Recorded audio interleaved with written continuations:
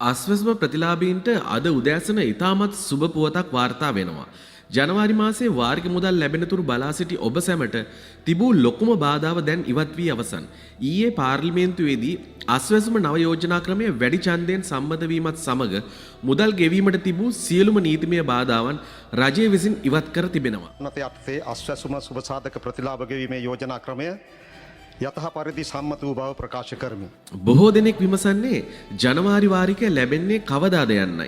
පාර්ලිමේන්තු අනුමැතිය දැන් ලැබී ඇති බැවින් මහා භාණ්ඩාගාරය විසින් අදාළ ප්‍රතිපාදන බැංකු පද්ධතිය වෙත මුදා හැරීමට නියමිතයි.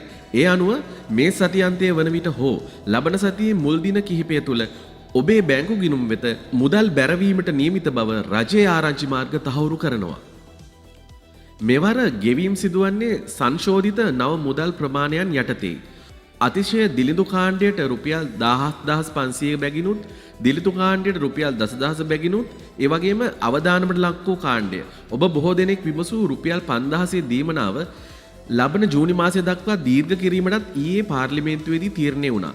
මීට අමතරව වැඩිහිටි ආබාධිත සහ වකුගඩු දීමනා සුපුරුදු පරිදි ඔබේ ගිණුම් වලට ලැබෙනු ඇති.